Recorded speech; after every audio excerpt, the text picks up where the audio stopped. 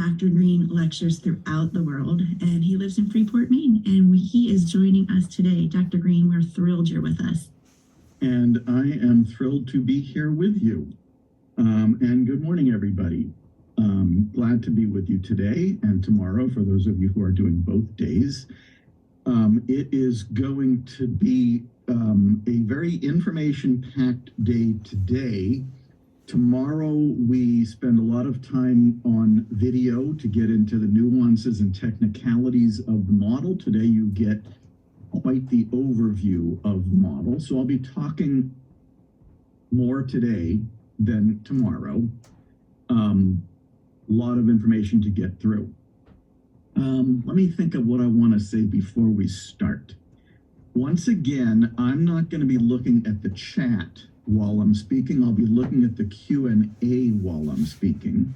So if there is something you would like to say to me, the Q&A is the place to do it. I tend to check the chat during the breaks and question. The chat's the wrong place to put it in.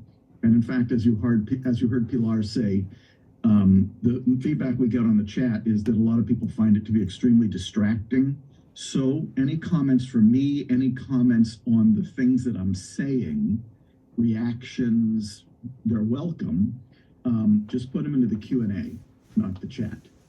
We don't want to distract people. If you have a technical question, like you can't hear the sound, the chat would be the place to that because AEP will be paying attention to that and answering your questions. All right. The name of the model, Collaborative and Proactive Solutions. Just the name of the model tells you a lot about what you're going to be doing here. You're going to be collaborating with kids proactively on solving the problems that are affecting their lives. Let me put that a slightly different way. You're going to be collaborating with kids proactively on solving the problems that are causing their concerning behaviors, in the case of the ones with concerning behaviors. There's your 2 days right there. And once again, you get the overview of that today. You get much more of the technicalities of it tomorrow, with way more video tomorrow than today, but that shouldn't stop you from asking questions at any point along the way. Your questions help me know where you're at. They help me know when I need to go deeper. They're really good, so don't be shy. The subtitle actually tells you a lot as well. Moving from power and control to collaboration and problem solving. Now, why would you want to do that? Think of a few reasons. One of them, the kids to whom we have been applying power and control methodologies the most tend to be the ones who benefit from it the least. Good reason to shift gears. But to tell you the truth, as we go along here over these 2 days, there's some chance that you will start thinking to yourself, wouldn't you do this with any kid? My answer is yes, you would do this with any kid. I'm not sure that power and control are the best way to teach any kid how to accomplish much of anything. All right. Last thing about this first slide here is the graphic. It depicts a journey. It's the best slide I can find depicting a journey, at least the points that I want to make about the journey. What points do I want to make about the journey? Well, implementing collaborative and proactive solutions is a journey. Whether you are a parent, an educator, a staff member in a treatment facility, whether you are hoping to apply this in your clinical practice, whatever, it's a journey because it's different. And as you are noticing in the graphic, it's not a straight line, curvy line. This big of a change doesn't tend to occur in a straight line. Notice also there are bumps along the way. A change this big doesn't come without bumps. The only misleading thing about this graphic is the sunlight at the end of the journey. That's because there's sunlight at every point along the journey. not just at the end. If we're going to move from power and control to collaboration and problem solving, if we're going to deal with the curvy road and the bumps along the way, there are 5 key themes that are going to help us get there. For some, these are paradigm shifts. For people who aren't necessarily thinking this way yet, these are paradigm shifts. For people who are kind of thinking this way already, these are key themes. I consider these 5 key themes, these 5 paradigm shifts, to be the single most important thing I cover over the course of the next 2 days. In one way or another, everything we're talking about over these next 2 days traces back to the 5 key themes, the 5 paradigm shifts we are about to cover. Now, here's what often happens when I'm covering the key themes. People have questions about how the CPS model both is consistent with and diverges from the way they're doing things now. Here's what I'd like you to do. Hold those questions. If I don't cover it, feel free to ask. I don't want to do anything to discourage questions, but I will be covering how the CPS model and other ways of doing things both come together and diverge from each other quite a bit over the course of the morning. So I'm probably not going to answer those questions until I cover that. If you still have questions about how CPS is consistent or inconsistent with the way you were trained, the way you're doing things now, other models, feel free to ask after lunch, but your questions will probably get answered before we get there. It's kind of like I've got to tell you about the CPS model before I can start answering questions about how it is similar to and different from other ways of doing things. The CPS model, there's a decent chance it is different from the way you're doing things. When I point out those differences, sometimes people get a little irritated with me. I'm not dismissing other ways of doing things. I'm not disparaging other way of doing things, but because I'm telling you about collaborative and proactive solutions, I feel like a big part of that is telling you how it is different from other ways of doing things and why. So as I am talking about how it's different from the way you're doing things now, I promise it's not me saying you're not working hard. It's not me saying you're not doing a good job. It's not me saying you're not helping a lot of kids. It's me saying there are some very fundamental differences between this way of doing things and other ways of doing things. Here we go. By the way, boy, we have people from all over the place with us, including, I saw, Uganda. I don't know that I've ever had anybody join in from Uganda at one of my talks before, so well done. I'm glad you're all here. Let's jump into key theme number 1, and it's a big one. Key theme number 1, paradigm shifting component number 1. Many of us, me included, were trained to primarily focus on the concerning behaviors of kids who are prone to concerning behaviors. And we were trained to implement some rather straightforward strategies aimed at modifying those concerning behaviors. And that's not what you're doing in this model. In this model, you are instead focused on the problems that are causing those concerning behaviors and solving them. This is a problem-solving model, not a behavior modification model. In this model, you are a problem solver, not a behavior modifier. Now, the minute I say that, many people become concerned and they ask, well, how is the kid's behavior going to improve if you're not busy modifying it? Well, here's what the research tells us, and there's quite a bit of it that's accumulated at this point. This is an evidence-based model. When you are busy solving problems with kids collaboratively and proactively, their behavior improves every bit as much as it would have if all you were busy doing was modifying that behavior. Nothing to be lost there. But, and this is a very big but, if all we're busy doing is modifying the kid's behavior, The problems that are causing those behaviors remain unsolved. So when people say to me, Ross, don't you know that behavior modification procedures are evidence-based too? I say, of course I know that. That was my training. Once again, so is collaborative and proactive solutions. But here's what I say next. It's not enough. It's not enough. We cannot be satisfied with merely improving a kid's behavior if the problems that are causing that behavior remain unsolved. You might be wondering, what kind of problems are we talking about here? Stuff you all deal with every day. And by the way, the fact that you're dealing with those problems every day tells you that those problems are still unsolved. And by the way, that's what we call them, unsolved problems, also known as problems that have yet to be solved, also known as problems that are waiting to be solved. Any expectation a kid is having difficulty meeting reliably is an unsolved problem.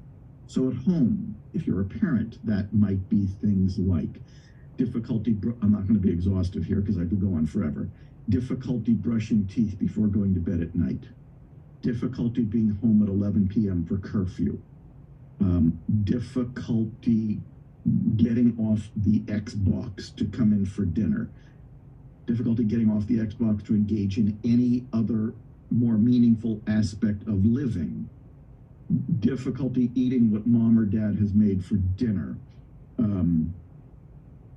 Those are problems causing concerning behaviors because they're still unsolved. If they were solved, they wouldn't be causing concerning behaviors, so they must be unsolved. What kind of unsolved problems are we talking about at school? Once again, won't be exhaustive here. It would take the rest of the day. But difficulty completing the double-digit division problems on the worksheet in math. Difficulty coming back into the classroom after recess. Difficulty agreeing with Billy on the rules of the Foursquare game at recess. Difficulty getting along with Trevor on the school bus in the morning. Difficulty coming to school. Difficulty coming to school on time. A sampling of the unsolved problems often causing concerning behavior at school. And so long as those problems remain unsolved, they will continue to cause concerning behavior. It's only unsolved problems that cause concerning behavior. Once they're solved, they don't. You might be now wondering, what kind of behaviors are we talking about here? What behaviors count as concerning? Well, we're not that picky, but first let me tell you what concerning behavior is in the CPS model. In this model, concerning behavior is simply the signal, the fever, the means by which the kid is communicating. We've all heard the cliche, all behavior is communication. What is concerning behavior communicating? That there's an expectation the kid is having difficulty meeting. Period.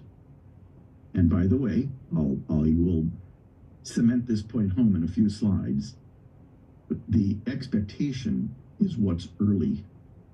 The behavior, which is the way the kid is communicating that the kid is having difficulty meeting the expectation, that's late. And you don't want to be late. You want to be early.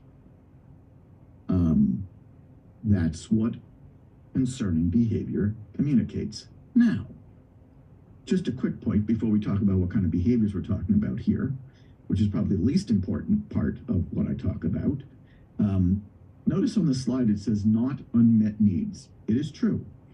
Concerning behavior can communicate that a kid has unmet needs. And we want to be compassionate and sensitive to those unmet needs. It's just that we need to be very cognizant of what unmet needs we can actually do something about and what unmet needs we can do nothing about. Because we don't want to focus mostly on the things about which we can do nothing. We want to focus on the things about which we can do something. also, and I'm not dismissing unmet needs here, I'm just saying why they are not a focal point in the CPS model. Unmet needs tend to be more nebulous, often, not always, more hypothetical, more ambiguous, more likely to be subject to adult conjecture and hypothesizing.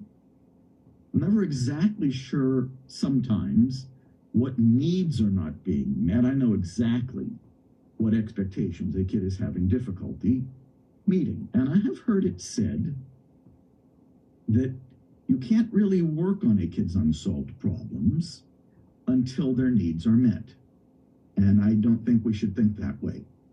First of all, there are unmet needs we may not be able to meet. And secondly, we don't want to talk ourselves out of solving problems with kids just because they have unmet needs that you may never be able to meet. If you are never able to meet them, you will solve nothing. So, a quick word there, I guess it wasn't so quick, about unmet needs. Not allergic to the concept. I think we all have unmet needs. The main thing is we can't let that get in the way of solving problems with kids, and we need to be super cognizant of the unmet needs we can actually do something about and the unmet needs we can do nothing about. All right. Now, what kind of behaviors are we talking about here? As I've already said, we're not that picky. Now, if we wanted to be categorical about the kids' concerning behaviors, and people like to be categorical, if we were maybe researchers, we might use the categories of internalizing and externalizing, which is fine, I suppose, except you still don't have the most important information you need to have about this kid to really be helping this kid. There's still information missing.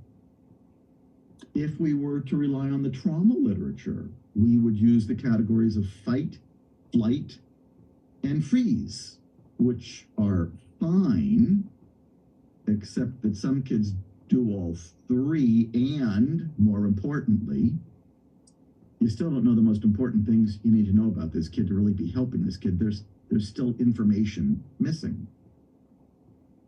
If we were to rely on the mother load of categories, the diagnostic manual, the DSM-5, we would see dozens of categories of behaviors. What? When you're talking about a diagnosis, you're still talking about concerning behavior? Of course, if you take a look at the diagnostic criteria for the vast majority of childhood psychiatric disorders, what will you find? A long list of concerning behaviors that are being summarized by a label. I have categories of my own. I am one of the few who is willing to admit that his categories are fake, but I use them for a very important reason that will become clear in a moment. What are my categories? Lucky and unlucky. Bear with me. What are lucky ways of communicating that you're having difficulty meeting certain expectations? Whining, pouting, sulking, withdrawing, crying, not being exhaustive. Why are those ways of communicating that you're having difficulty meeting certain expectations lucky? Those ways aren't going to get you popped into timeout, not going to get you held in from recess, not going to get you held after school, not going to get you a detention, suspension, expulsion, not going to get you hit, as in on the butt with a piece of wood, which we still do in the United States in our public schools. Of course, very popular at home. Well, not the piece of wood necessarily, but hitting, still very popular in American households and in 19 different American states. In its public schools, we are still hitting kids with a piece of wood close to 100,000 times every school year. You may be aware that the U.S. Commissioner of Education came out with a statement this week saying that there should be no more corporal punishment in American public schools. A very welcome development. Those lucky ways of communicating that you're having difficulty meeting certain expectations aren't going to get you pinned to the ground by 2 to 4 adults, what's known as a restraint. Not going to get you thrown into a locked or blocked closet-like room, what's known as a seclusion. In prison, they call that solitary confinement. Not going to get you arrested at school, but best of all, those lucky ways of communicating that you're having difficulty meeting certain expectations are highly likely to elicit empathy, nurturance, support from your caregivers. Lucky you, kid. Not so for the unlucky variety. And that's the variety of kid I've been working with for, at this point, over 40 years. What are lucky ways of communicating that you're having difficulty meeting certain? What are unlucky ways of communicating that you're having difficulty meeting certain expectations? You already know, but here's a sampling. Screaming, swearing, hitting, spitting, kicking, biting, throwing, destroying, eloping. There's worse. Why are those ways of communicating that you're having difficulty meeting certain expectations unlucky? Well, at the mild end, those ways are more likely to get you popped into timeout, held in from recess, held after school. Now the concerning behaviors are becoming more concerning. Detention, suspension, expulsion, pinned, thrown, arrested. But worst of all, those unlucky ways of communicating that you're having difficulty meeting certain expectations are far less likely to elicit empathy, nurturance, support from your caregivers. Even though the field of developmental psychopathology has been telling us for a very long time that whether your concerning behaviors are lucky or unlucky, they are communicating the exact same thing. There's an expectation you're having difficulty meeting. The things we still do here in the year 2023 to kids, by mere virtue of the fact that they're communicating that they're having difficulty meeting certain expectations in ways that are unlucky, is unconscionable and unnecessary and very counterproductive. What's the difference between lucky and unlucky? Why is that an important distinction? Because of how we treat them. And that is why I, along with the nonprofit that I founded, Lives in the Balance, produced a documentary film, an award-winning documentary film called The Kids We Lose. Came out in 2018.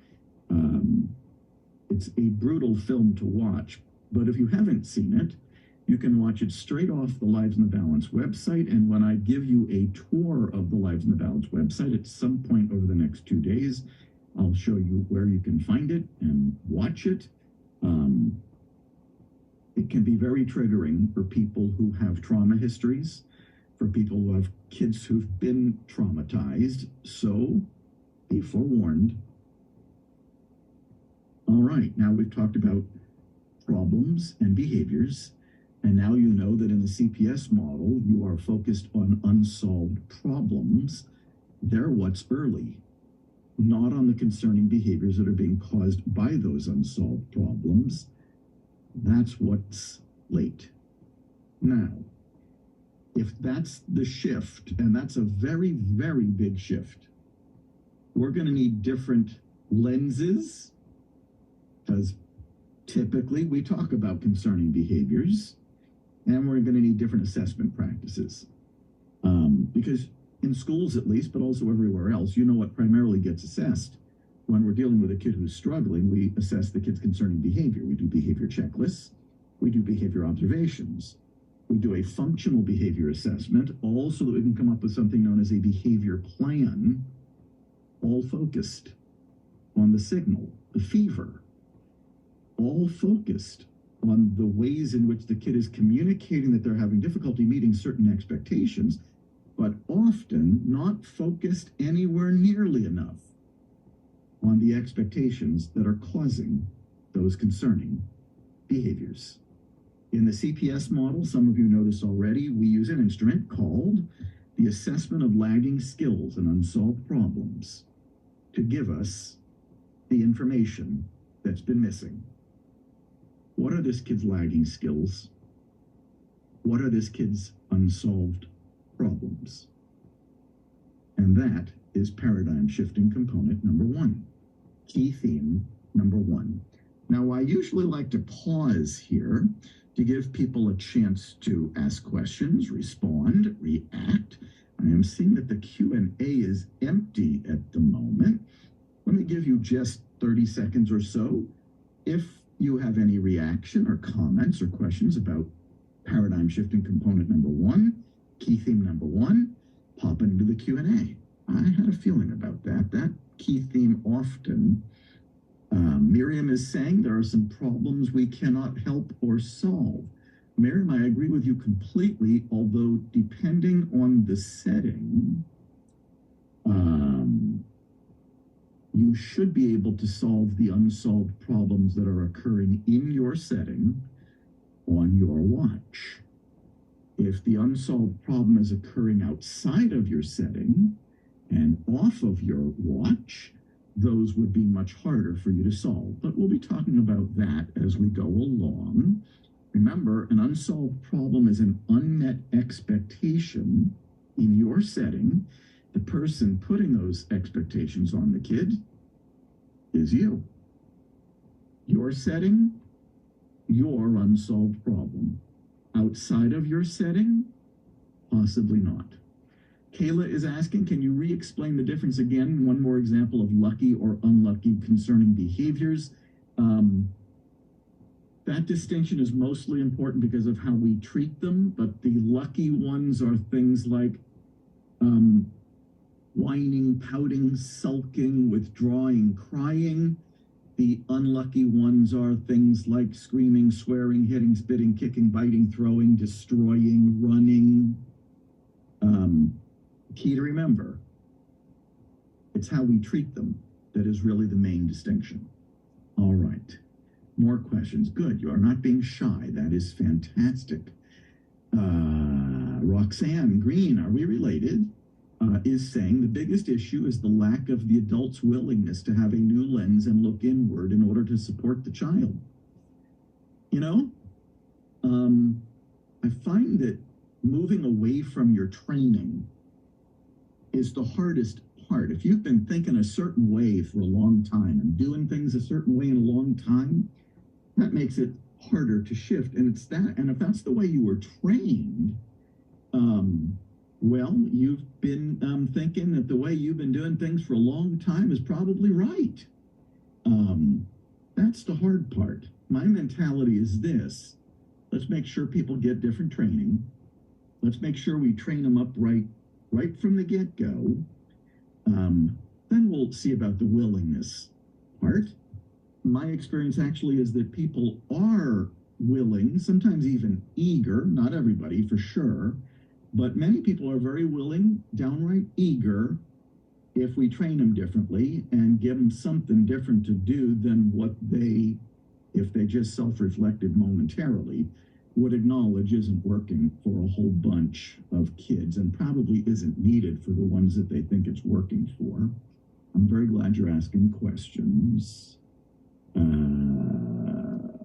Okay, Pam is saying, I think I need to wait and hear more. You do. I read the rest of your question already. But what jumps out to me is that when we dig for these root causes, Pam, you didn't hear me say anything about root causes, just unsolved problems. You didn't hear me say root causes. Parents and teachers become defensive and angry at us. Can't wait to see how this shakes out. Let's get rid of root causes first, and then you'll get to see how it shakes out. We won't be talking about root causes for the entire 2 days. Ellen is saying, could an FBA also be used to identify antecedent interventions, which could include changing or minimizing the expectation? I also think I need to hear more, Pam. You do. All you've had for me so far is about 30 minutes. I love that you're thinking ahead. I'm not saying to get rid of the FBA. I'm saying that if you use the assessment of lagging skills and unsolved problems before you do your functional behavior assessment, you may not need to do a functional behavior assessment because it may give you the information you've been missing all along. And even if you do decide you still need to do a functional behavior assessment, it will pretty much be written for you by the assessment of lagging skills and unsolved problems. Because this is a collaborative process, and we haven't talked about that yet. That's the next slide, key theme number 2.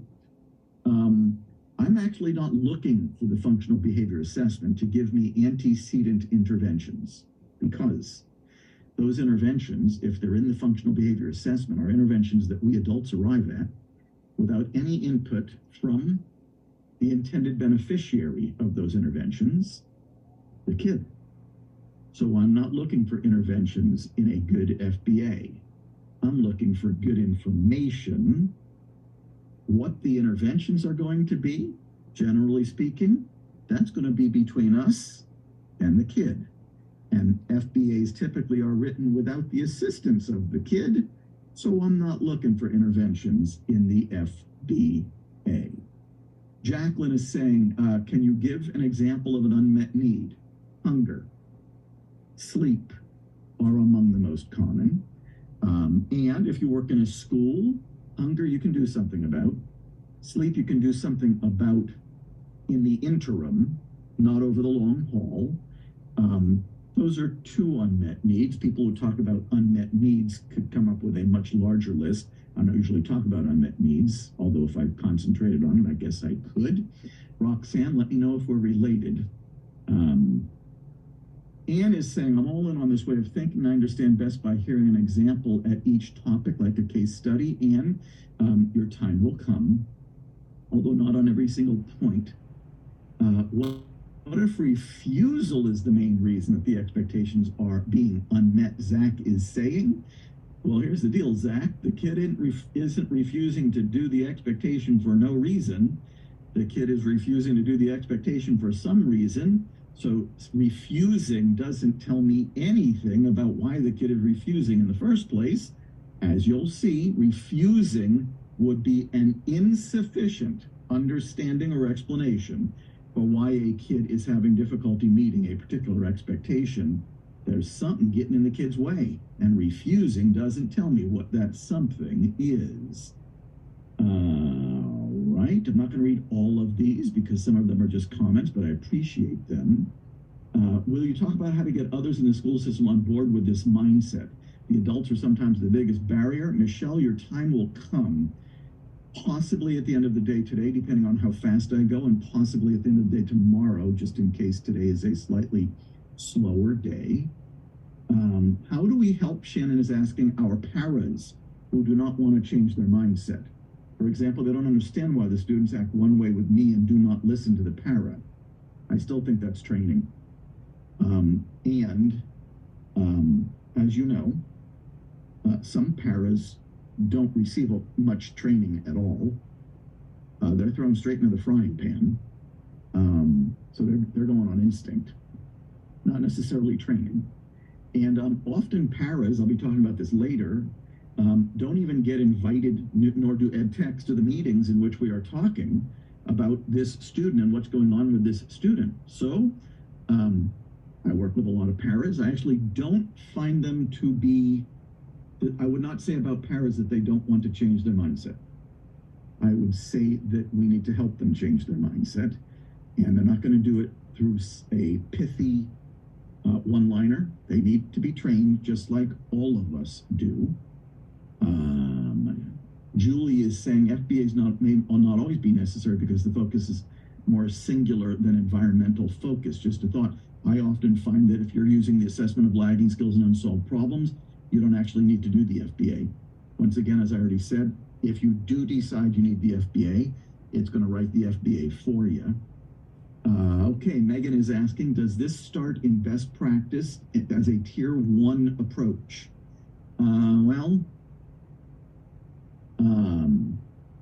I'm not a tier guy, but a lot of people are tier people. If I was a tier people, I would be doing this model at all 3 tiers. And because of that, I'm not a tier guy, because I don't really find that tiers differentiate when the CPS model is going to be applied. I would be doing CPS at tier 1, tier 2, tier 3. I also find that the tiers are a bit of an artificial distinction even for kids. My educator colleagues often talk to me about kids who are at different tiers at different hours of the day. So I'm not a big tier guy. I mean, I'm not slamming tiers. If people find them to be useful for organizing the effort, that's fantastic. But if you're doing CPS at all 3 tiers, I don't have a great deal of use for tiers. Amanda is saying, music to my ears. I've been looking for something to do before the FBA. I am an eager one. Your time is coming. Celine is saying, how effective do you think a temperament rating scale is to help staff understand a student's learning profile? I don't know. I think I'd probably do the assessment of lagging skills and unsolved problems, then decide if you need to do a temperament rating scale in addition to that. I know what I think is probably going to be the answer to that question. Roxanne is saying she has no idea if we're related, but would love to know because she's followed my work for years and respect it. Roxanne, go to the Lives in the Balance website and go to the contact form. Let me know who your people are, and we'll see if we share anybody in common. Just a few more here, and then we will move on. Some people get annoyed that I answer too many questions. Some of you are probably irritated already. So I'm going to answer a few more and then move on. Do you know of any school districts in the U.S. that have written this into their strategic plan as a must-do for collaborating with students to make this a practice district-wide? I do, and I know school systems in different parts of the world that have done the same thing. I don't necessarily have them all memorized. So once again, if you want to contact me, I will eventually get your message. Go to the Lives in the Balance website, use the contact form, and I'm happy to make sure that I or somebody else responds. All right, we're going to keep going just because I don't want to beat it to death on questions, but I'm going to try to answer every single question that comes in. We'll see how I do. Sometimes I can do it. Here's paradigm shifting component number 2. Don't stop asking questions, please. Now that we are solving problems with kids, we need to think about what kind of problem solvers we want to be. We adults tend to be real keen on problem solving of the unilateral kind. By the way, I'm doing this from my home office. I have the dog today. Somebody's going to be showing up to fix the garage door sometime in the next hour or 2. There is an excellent chance that when that someone shows up to fix the garage door, because it's beyond my capacity, the dog will bark. So, fair warning, you're likely to hear a dog barking. Once she starts barking and leaves the office, I will lock her out of the office, but she's in here sleeping peacefully. I don't want to throw her out of my office until she starts barking. In this model, the problem solving is not unilateral, it's collaborative. We adults tend to be real keen on problem solving of the unilateral kind. That's where the adult decides what the solution is and imposes it on the kid. In this model, you are solving problems collaboratively. It's something you're doing with the kid, not to the kid. Now, the minute I say that, a lot of people have the following questions. What if the kid won't participate in the process? What if the kid is non-speaking or very compromised in the language processing and communication realm? Well, first of all, we solve problems collaboratively all the time with reluctant participants. We find that reluctant participants will participate once we stop trying to talk with them about their concerning behavior, which just causes them to think they're in trouble, become defensive, and opt out of the conversation. They'll talk, they'll participate. Stop throwing their concerning behavior at them. That's not what you want to be talking with them about in the first place. And people solve problems collaboratively with non-speaking and very compromised in the language processing and communication realm kids all the time. See, it's not that the kid isn't communicating. It's that the kid isn't communicating through our preferred modality, the spoken word. We'll be talking more about them either today or tomorrow. Once again, depending on how fast I go, we will be talking about them. You can solve problems collaboratively with a kid who's non-speaking or very compromised in the language processing and communication realm, often by tapping into how they're communicating already. But the fact that the kid doesn't use words to communicate does not pull the curtain down on engaging them in participating in solving the problems that are affecting their lives. We just need to think more about how to do it. One of the questions I most often get on this collaboration thing is whether you're holding a kid accountable when you're collaborating with them. And the question often goes something like this: how are you going to hold the kid accountable if you're not using consequences? And in this model, you're not using consequences, not adult imposed consequences. I actually think it has been to the great misfortune of kids with concerning behaviors and their caregivers, quite frankly, that for so long we have been equating accountability and consequences. I actually don't think that adult imposed consequences are a very good way to hold accountable in the first place. When you're imposing consequences on a kid, they are the passive recipient of your consequences, of your solutions. I can't even understand how that would hold a kid accountable. What's my definition of holding a kid accountable? Engaging them in the process of solving the problems that are affecting their lives and causing their concerning behaviors. That's accountability. Now, if you're an educator and you're listening to this, then the four-letter word that plagues all new initiatives in schools, and understandably so, may be popping into your head at this point: TIME, time. When does he think we're going to do this? Well, we will be covering that topic in much greater detail when, either at the end of the day today or at the end of the day tomorrow, we talk about what implementing this model in a school or treatment facility looks like. Very quickly, we often have to, I and my colleagues at Lives in the Balance, often help educators find buried time, as we call it.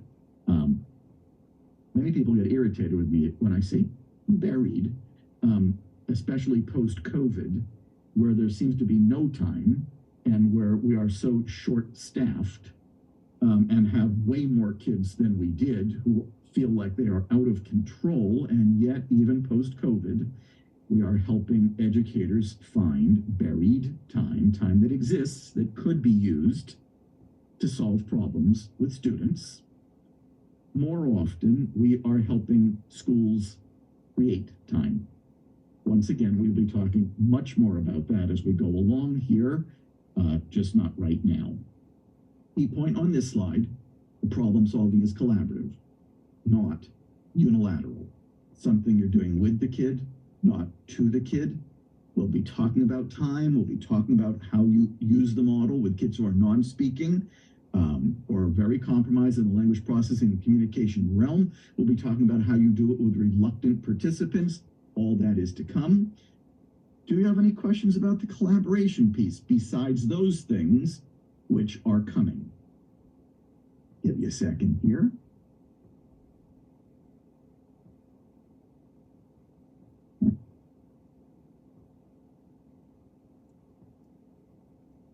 So Ellen is asking, can you clarify one more time what is meant by early and late?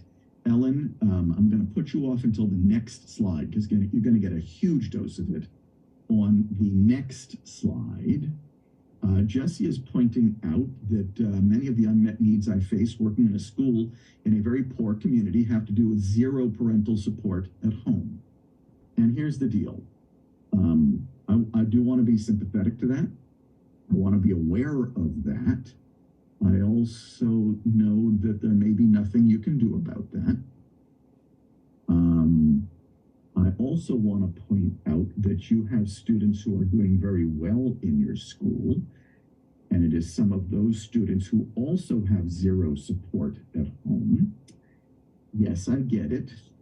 We often talk about what's going on at home when things are going poorly at school. We often lose sight of the fact that there are kids who are actually doing rather well at school who are going to home environments that are not exactly ideal either. So the main thing here though is I'm being practical. I want to be sensitive to what's going on at home. I want to be aware of it. I want to be compassionate about it. But if I can't do anything about it, it's actually not going to be my primary focal point. My attitude is, and I get what you're saying, my attitude is you got the kid 6 hours a day, 5 days a week, 9 months a year. You can do a kid a whole lot of good in 6 days a week, 5 days, didn't mean to extend the week on you. 6 hours a day, 5 days a week, 9 months a year, even if the kid is going home to something that isn't exactly ideal. And we can talk about that more as we go along. Great that you are aware of what's going on at home, not great that it is sometimes distracting us from doing what we can do in those 6 hours a day, 5 days a week, 9 months a year. Jean is saying, are you asking us to lose the word consequences? No, wouldn't be I'd be presumptuous if I was telling you to chuck your language. Do I think consequences are going to get the job done in solving problems? No. So you can still talk about them, of course, feel free. Have you heard of restorative practices, Matthew is asking. This seems to fall under the same ideology. I'm not going to go into this now, but yes, I do think that restorative practices and collaborative and proactive solutions come from very similar places in the heart. There are some fundamental differences between them that, Matthew, I would like to encourage you to ask once again after I'm through getting through the CPS model. I think some of those differences are going to become clear as we go along. Ellen is asking, what if the child doesn't think there is a problem? I promise we will be talking about that when we get to the problem-solving process. Michelle is saying, isn't it more important to take care of the behavioral needs before academics in the school setting? This is bringing into taking the time to focus more on this model to allow for academics to be met more efficiently. I don't think you're going to get much academics done if you're not focused on the behavior, but I do think about it slightly differently. I think a lot of the behavior problems that are occurring in school are because students are struggling with academics. And in fact, my anecdotal experience, some people are not so sure about this. I'm collecting data on it now. I'm sticking with it. My anecdotal experience is that about 70 to 80% of the concerning behaviors that occur in a school can be traced back in one way or another to academics. The other 20 to 30% is social. So it's very hard for me to separate academics and behavior. So I don't actually talk about taking care of behavioral needs first. I talk about solving problems, whether they are academic or social in their origin, so as to make sure that those concerning behaviors do not occur in the first place. A nuanced, different way of saying things, but important. Kevin is asking, last question for now, will this method help address behaviors seen from students identified with oppositional defiant disorder? Sure, but oppositional defiant disorder just tells you how the kid is communicating, that they're having difficulty meeting certain expectations. It doesn't really tell you much more than that. You don't want to be focused on what the diagnosis is. All that tells you is the concerning behavior. What you want to be focused on is lagging skills and unsolved problems. Let's keep going. These are great questions. We've got 2 more in there. I promise to answer them. Here comes a big one. Paradigm shifting component number 3. Key theme number 3. Now that we are solving problems with kids and now that we are doing it collaboratively, we need to think about our timing. As you all know, irrespective of what setting you're coming in from, home, school, treatment facility, as you all know, a great deal of the intervention that is applied to kids with concerning behaviors takes place in the heat of the moment, emergently, reactively. Not in this model. 99.9% of what you're doing in this model is planned, proactive. More questions. How can we be planned and proactive when we never know when the kid's going to get upset? When we never know when the kid's going to struggle, when the kid is so unpredictable? Here are the answers. The kid is not unpredictable. You know exactly when the kid's going to get upset, exactly when the kid's going to struggle, if you answer two questions right up front. And those two questions are why and when. The very two questions answered by the assessment of lagging skills and unsolved problems. Why do some kids respond so poorly to problems and frustrations? Why is this kid responding so poorly to problems and frustrations? When do kids exhibit concerning behavior? When is this kid exhibiting concerning behavior? The answer to the question why has been provided to us by the research that has accumulated on kids with concerning behaviors over the last 40 to 50 years. And that research can be summarized in one sentence. 40 to 50 years of research in one sentence. Here, why do some kids respond so poorly to problems and frustrations? Because they're lacking the skills to respond more adaptively. Keyword, skills. Missing word, motivation. There is not a single study, not one, telling us that kids respond poorly to problems and frustrations because they're poorly motivated, which should bring us to ponder why we have been so obsessed with interventions aimed at giving kids the incentive to do well when unmotivated isn't what they are in the first place. Thank goodness the assessment of lagging skills and unsolved problems is going to help us figure out what this kid's lagging skills are. That's what's going to help us get the right lenses on. Lagging skills, not lagging motivation.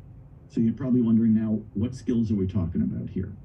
I'm going to give you the global ones when I introduce you to the assessment of lagging skills and unsolved problems after our morning break, which is in 31 minutes. You'll come face to face with 18 specific lagging skills. The global skills: flexibility, adaptability, frustration tolerance, problem solving, emotion regulation. Skills the research tells us are frequently, global skills the research tells us are found lacking in kids with social, emotional, and behavioral challenges. And the assessment of lagging skills and unsolved problems is going to help you identify those skills. Oops, I did not turn my sound off. I put do not disturb on. I guess it didn't do the trick. When do kids exhibit concerning behaviors? Believe it or not, we've answered that question already. When they're having difficulty meeting certain expectations. And the expectations each specific kid is having difficulty meeting are going to be identified using the assessment of lagging skills and unsolved problems. Once the lagging skills and unsolved problems are identified, this is a very predictable kid.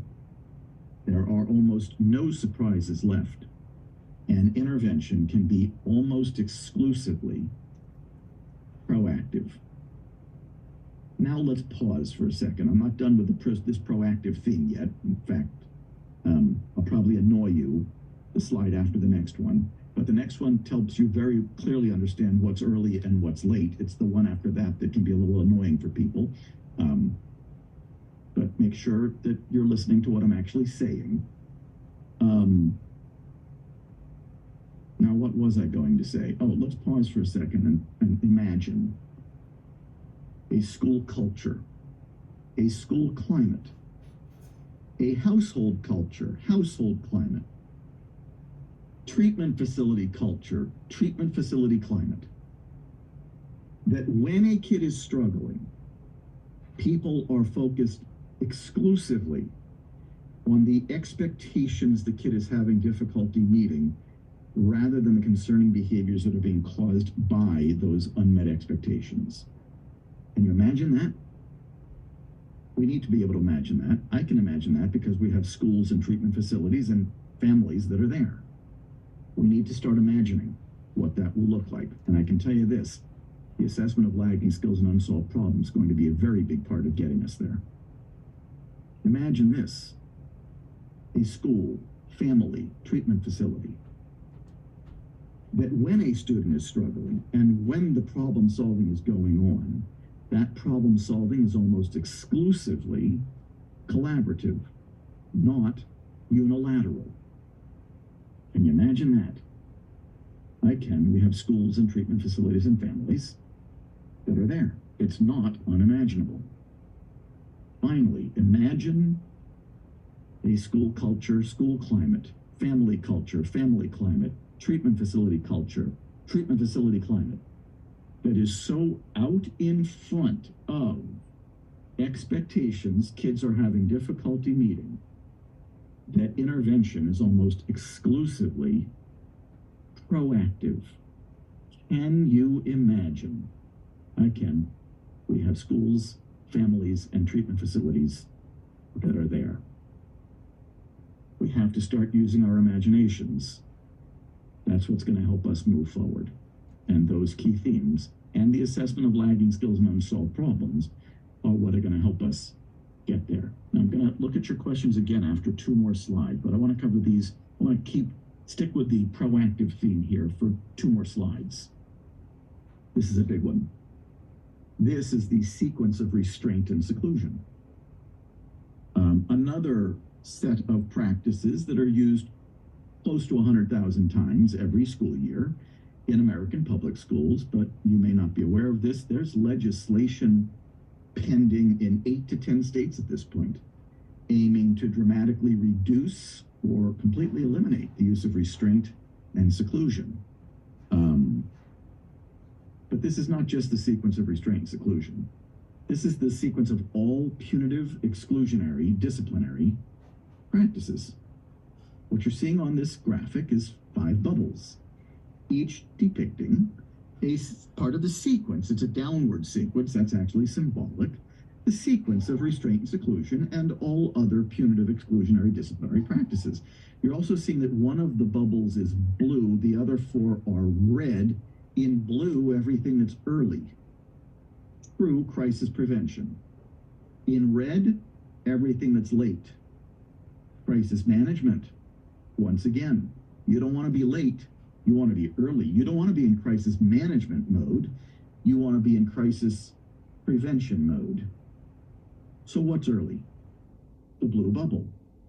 Figuring out what expectations a kid is having difficulty meeting proactively and dealing with, either by solving them or putting them on hold for now, those unsolved problems proactively. And if that's what we were doing, in most places in which there are kids with concerning behaviors, there would be almost no need for restraint, seclusion, or any other punitive, exclusionary, disciplinary practices. The problem, of course, is that in too many places, that is not what is mostly being done. What is mostly being done? What is the prototypical adult first response when a kid is having difficulty meeting a particular expectation? Red bubble number 1, insist harder, push harder. Founded, apparently, on the belief that pushing kids harder to meet expectations we already know they cannot reliably meet elicits better performance. Except that that has not been my experience. I don't know, maybe there's the random kid that we're pushing harder does produce a better outcome, but in kids with lagging skills, especially the skills these kids are lacking, you push them harder to meet an expectation or already having difficulty reliably meeting, you're not going to get improved performance. You're going to get behavior, concerning behavior that communicates to us something we already knew. The kid is having difficulty meeting that expectation. Red bubble number 2. The kid is communicating that they're having difficulty meeting that expectation through their concerning behavior. We didn't need the concerning behavior to know that the kid was having difficulty meeting that expectation. If we'd have completed the assessment of lagging skills and unsolved problems, we would have identified those unsolved problems already. I want you to notice something very important here. The concerning behavior is late. The expectation a kid is having difficulty meeting already happened. The concerning behavior is late, and interventions that are focused on behavior are interventions that are focused on what's late. You don't want to be late. You want to be early. If the concerning behavior is of the unlucky kind, what are we adults going to conclude? We're going to conclude that the kid is becoming escalated. And now we have come to red bubble number 3, based on our crisis prevention training. Wait a minute, how can that be crisis prevention? Why am I stumbling over the word prevention? Because if the kid is already becoming escalated, you're not in crisis prevention mode. You're already very late, which means you must be in crisis management mode. You're going to de-escalate the kid. You're late, made more confusing, I have to acknowledge, by models of intervention out there that have crisis prevention in the name and are teaching people about how to de-escalate and restrain and seclude kids. They should be called crisis management programs, because they are. When our de-escalation efforts fail, and sometimes they fail because the kid is already hot, what do we do next? The other thing our crisis prevention, but really crisis management training taught us to do, we're going to restrain or seclude the kid, founded on the belief that restraining and secluding kids keeps us and them safer.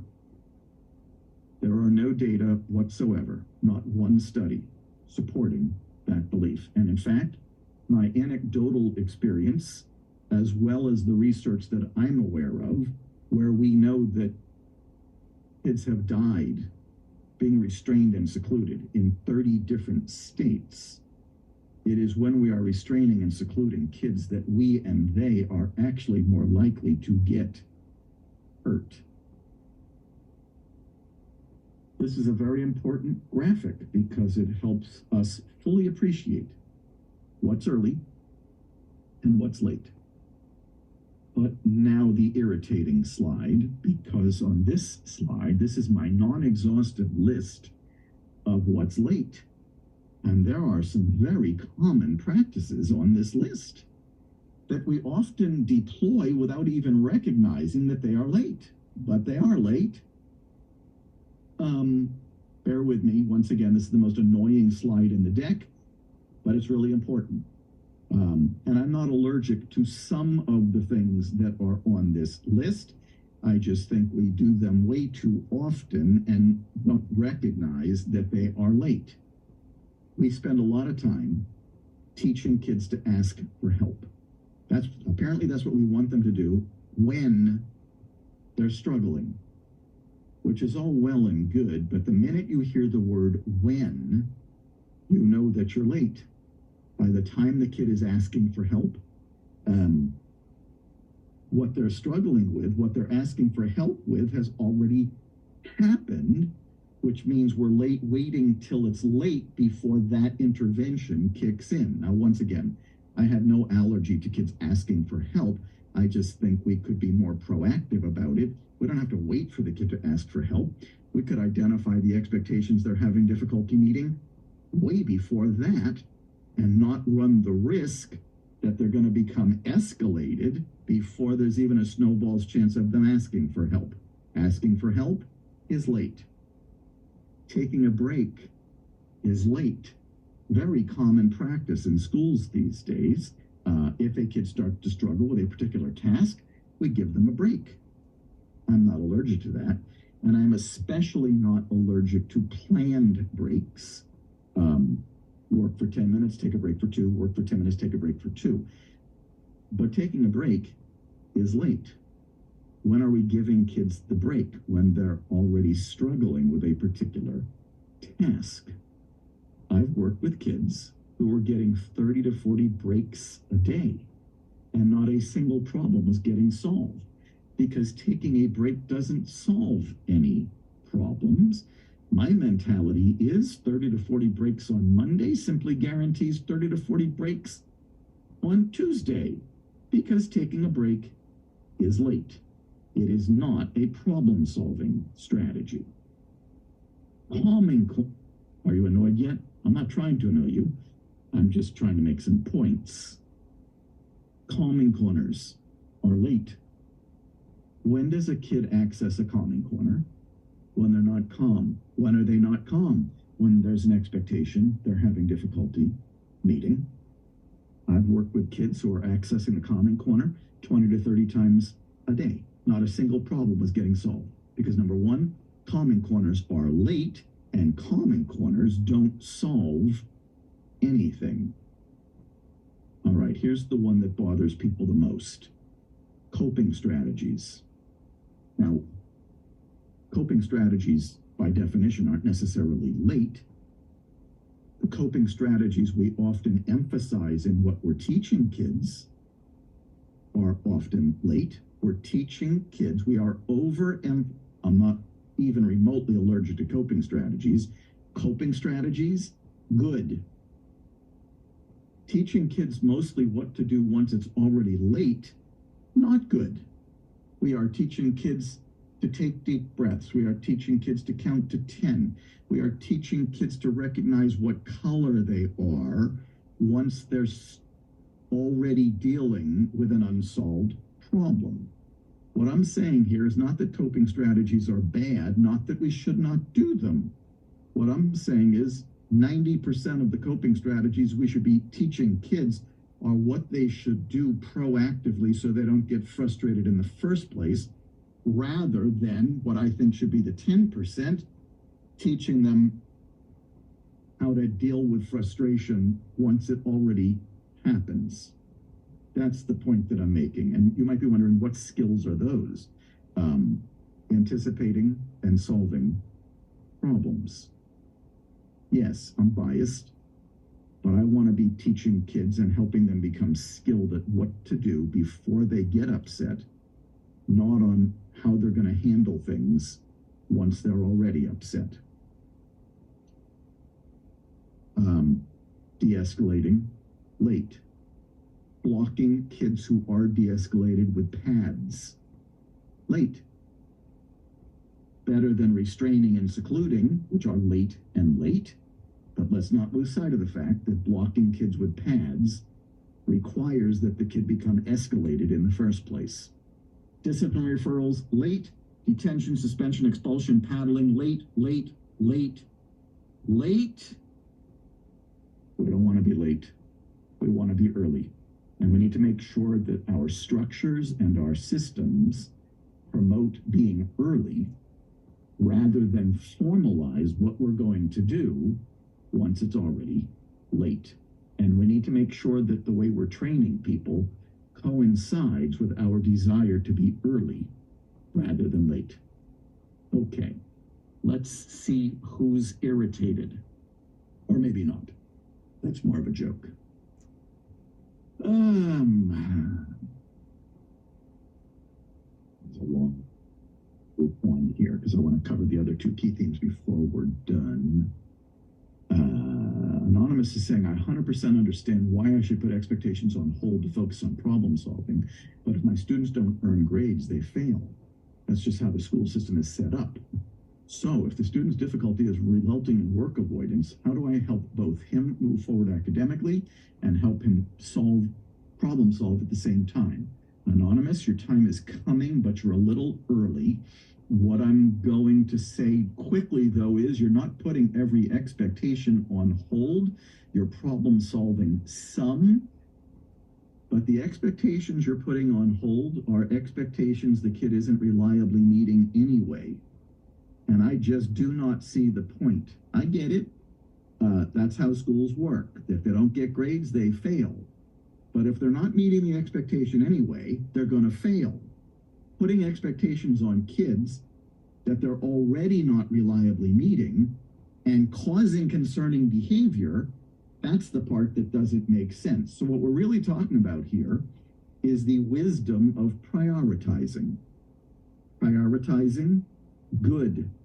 Setting kids off over expectations they aren't meeting anyway, not good and makes no sense. Lots of these kids who are struggling are going to have lots of unsolved problems, and we're not going to be able to solve them all at once. And if we try to solve all of them at once, number one, we're going to make a great big mess, and number two, none of them are going to get solved. So prioritizing is going to be absolutely critical.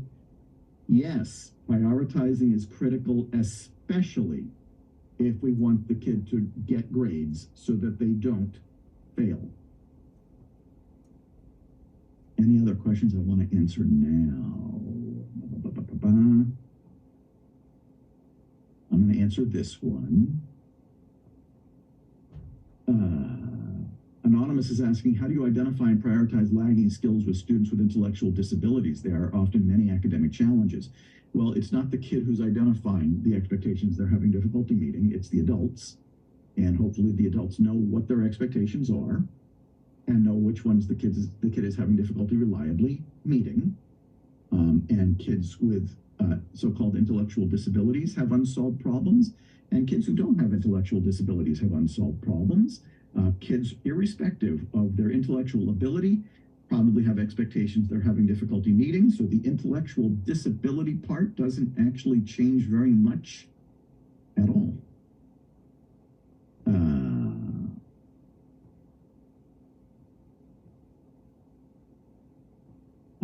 I've got some great ones in here that I do want to talk about.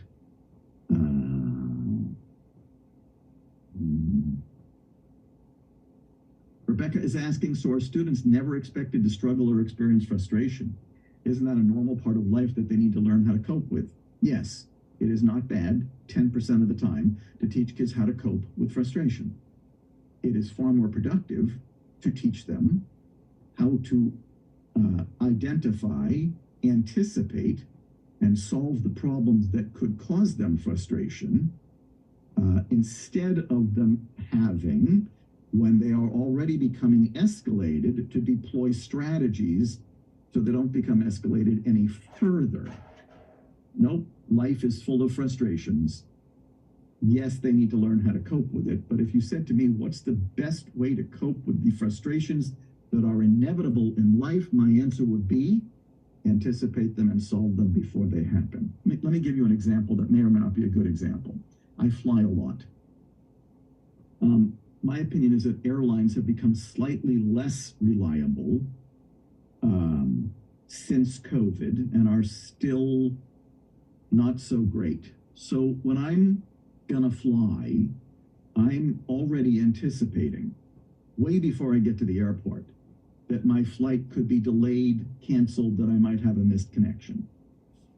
That's anticipating a problem before it occurs. I'm already thinking about how I will get to where I'm going. And no, not all of life can be this way, but a lot of life can actually be this way. How am I going to deal with that should my flight get canceled or should I miss my connection? So my plan is in place before I even get to the airport. What I am not doing is waiting for the gate agent to announce that the flight is delayed or canceled and then thinking of solutions. It is at that moment, I suppose, that I could be thinking about what color I am, taking deep breaths, counting to 10. And yes, I suppose that could help me engage in the problem-solving process, but I'd rather engage in the problem-solving process before it even happens. And that is what I would be teaching kids how to do for them to handle frustration adaptively before it even occurs. So I hope that makes sense. Matthew is saying, I'm looking forward to the LSAT to help with the diagnosis of the problem. Well, I wouldn't use the word diagnosis there. If you're talking about a psychiatric diagnosis, the LSAT's not going to help you do that. If you're talking about identifying the unsolved problems, the LSAT is definitely going to help you do that. Anonymous is asking, how are we supposed to focus on what to do before students are escalated if there hasn't been an escalated issue to go based off of? The first time a kid has difficulty meeting an expectation, that's a surprise. It's not a surprise after that. So, if we are identifying lagging skills and unsolved problems proactively, and we've got the body of the kid's history here already informing the expectations the kid is having difficulty meeting, Anonymous, what you are describing here should happen almost never. Does it sometimes happen, despite our best efforts? Yes. That's why I say 99.9% proactive. But the issue isn't primarily that we're getting surprised by an expectation a kid is having difficulty meeting. The issue is that we're not identifying all of those unsolved problems that have already surprised us once, but shouldn't be surprising us again. All right, let's keep going. Now, I got to answer this one too. I apologize. As adults, we can't avoid problems. Who's talking about avoiding problems? Aren't some of these strategies helpful ways for adults to navigate life, taking a break, coping strategies? Yeah, sure. They just aren't problem-solving strategies. That's the point. And so long as we aren't solving problems, then all we're doing is coping. Nobody's talking about avoiding here. Nobody's saying that 10% of our efforts shouldn't be devoted to helping kids know what to do once they're already becoming frustrated. This is a matter of emphasis. 90% of what we should be teaching kids how to do is anticipate and, no, I'm not saying avoiding here, very different, is anticipate and solve problems proactively. That's what we should be teaching kids how to do. All right. Let's keep going. We're going to cover this theme and then we're going to take our break. We'll cover key theme number 5 when we come back. Paradigm shifting component number 4, key theme number 4. And by the way, thank you for your questions and don't hesitate to push back. That's what helps us go deeper. I'm going to lock the dog out of the office now. See, we anticipated that one.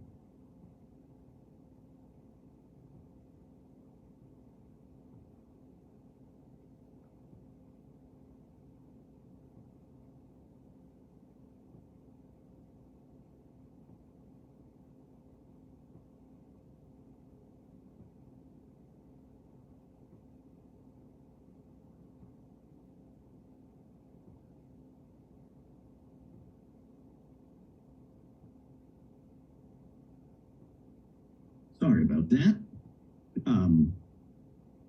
Paradigm shifting component number 4, the mentality of the CPS model. 6 words that for many people have actually been, I've been told, life-altering. Kids do well if they can. The belief that if this kid could do well, they would do well. And if the kid isn't doing well, something must be getting in the way. What's getting in the way? What the research tells us is getting in the way: lagging skills, unsolved problems. The reason people tell me that kids do all if they can has been earth-shattering for them is because of a more popular mentality that has been floating around there for a very long time. It goes something like this: kids do all if they wanna. Kids do all if they can, and kids do all if they wanna are 2 completely different mentalities, and they have completely different implications for what you're thinking about this kid and what you're doing with or to this kid to try to help this kid. Let's think about kids do all if they wanna briefly. If you have a kids do all if they wanna mentality and you're working with a kid who's not doing well, then the reason you think the kid isn't doing well is that the kid doesn't want to do well. And that is how I was trained to think. But I haven't been thinking that way for a very long time. That's because at some point along the way, actually very early in the process, I started asking the following question. Why would the kid not want to do well? Don't all of us do pretty much the best we can in pretty much most of the circumstances that we find ourselves in? Here is the answer I was given to the question, why wouldn't the kid want to do well? Because doing poorly is working out better for the kid than doing well would. This is about secondary gain. This is about competing contingencies. Now, the first time I was told that, I went, oh, got it. And now my response would be, what? How is doing poorly working out better for the kid than doing well would? Well, now we're going to cover some very popular characterizations of kids with concerning behaviors. None of them are true. They often find their way into our functional behavior assessments. The kid is seeking attention by doing poorly. All of these flow from the belief that somehow doing poorly is working out better for the kid than doing well would. The kid is seeking attention by doing poorly. The kid is manipulating us by doing poorly. The kid is coercing us into capitulating to their wishes. That's why they're doing poorly. The kid is unmotivated. The kid is testing limits. As I've already said, none of these are true. But let's just knock a few of them out before we take our break. The kid is seeking attention by doing poorly. You mean the kid has the skills to seek attention the right way, but is choosing to seek attention the wrong way because that's making the kid's life go better? I gotta tell you, I've never seen it. I'm open to it. But I'm about 2,000 kids with concerning behaviors in at this point in my career. I have yet to come across a kid who had the skills to seek attention adaptively and was choosing to seek attention maladaptively because that was making their life go better. Plus, what very popular intervention is going to make perfect sense if we believe that a kid's concerning behavior is for the purpose of seeking attention? Ignore the kid. Ignore the concerning behavior so as to pull all of the reinforcement, all of the attention out of the mix. What if that's wrong? What if the kid's concerning behavior is not for the purpose of seeking attention, but is instead simply the means by which the kid is communicating that there's an expectation the kid is having difficulty meeting? You're not going to want to ignore that. Let's jump down to unmotivated, then we'll take our break. Do you know that I would never describe anybody as unmotivated? Ever? Why not? Because here's what I've seen. The minute we take a closer look, what are this kid's lagging skills? What are this kid's unsolved problems? We find that unmotivated doesn't even come close to capturing what's really going on with this kid. The trick is to take a closer look using the assessment of lagging skills and unsolved problems. Well, in this case, we seem to have landed the plane right on time. We will cover paradigm shifting component number 5 when we come back from our break. We're going to take 15 minutes here. See you soon.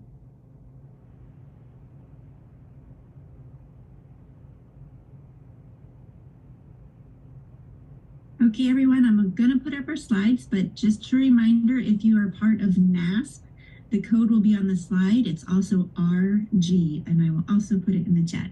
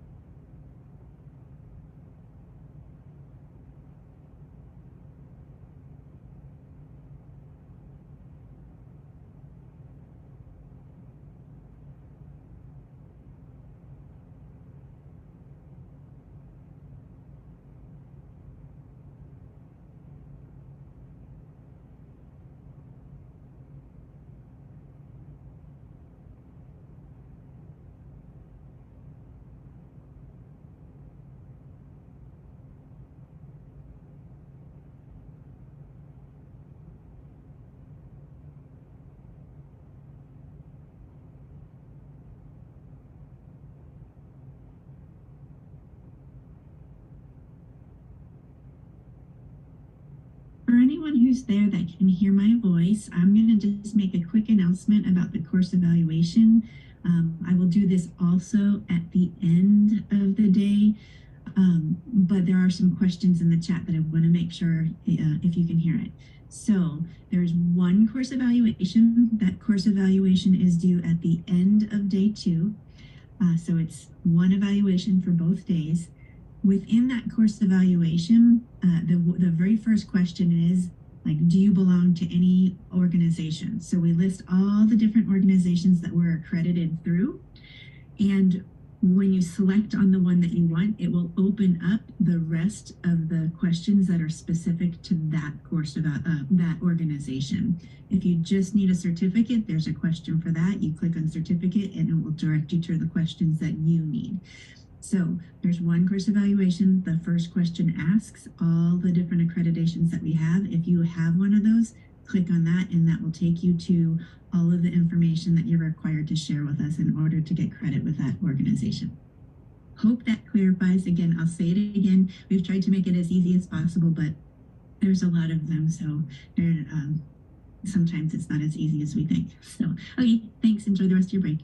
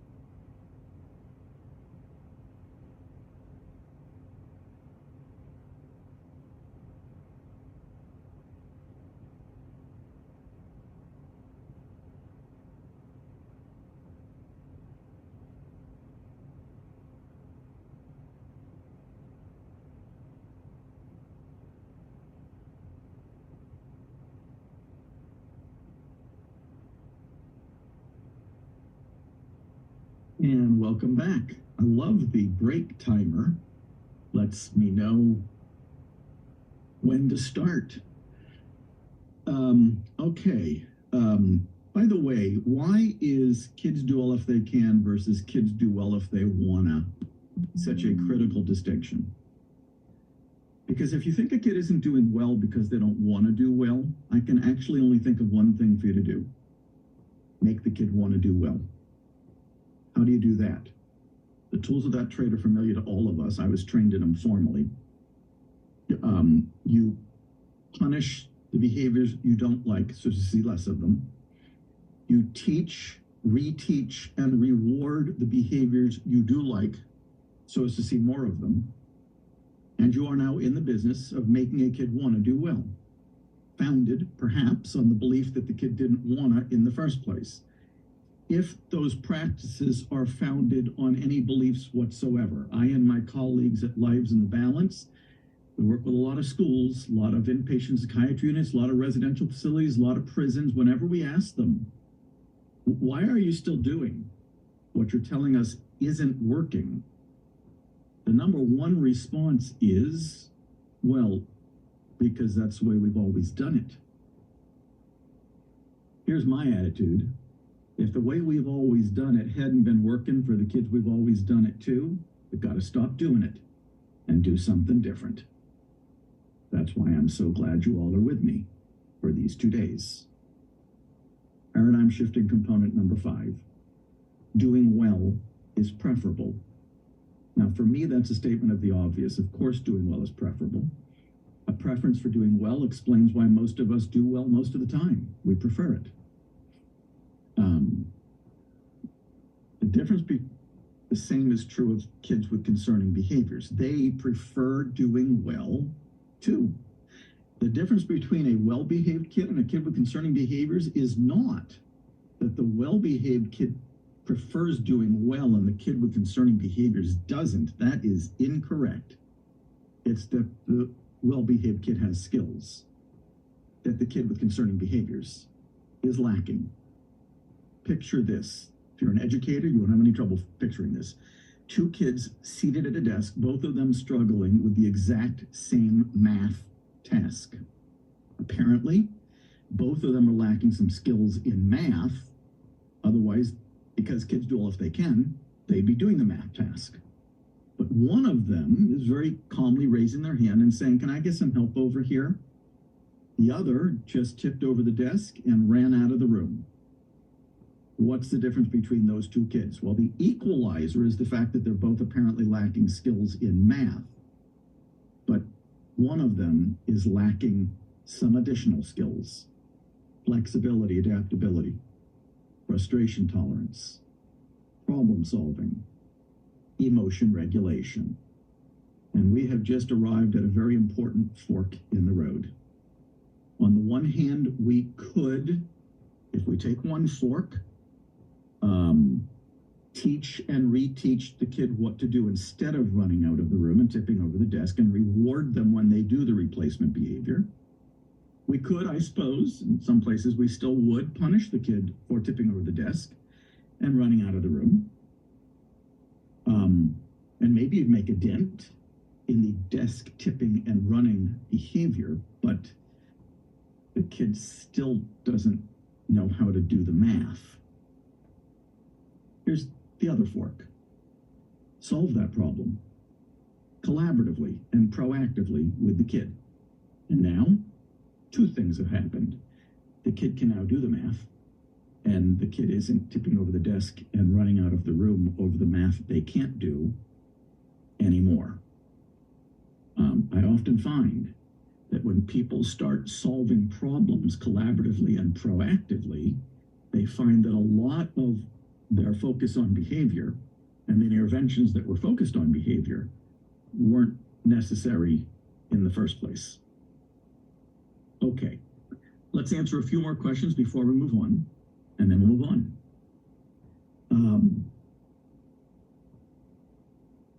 Several of you have questions about what doing well means.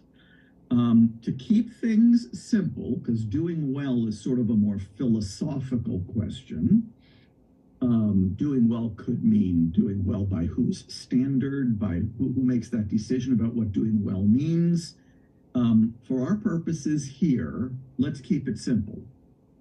The adult has expectations, and they're expecting the kid to meet them. The kid may have expectations of themselves, and they are expecting themselves to meet those expectations. Let's keep it that simple. Better to keep it simple than to get too philosophical here. Let's keep it to that very basic level of analysis. Crystal, put your question into the chat so that Pilar can respond to you. I don't have a code to give you, but they will.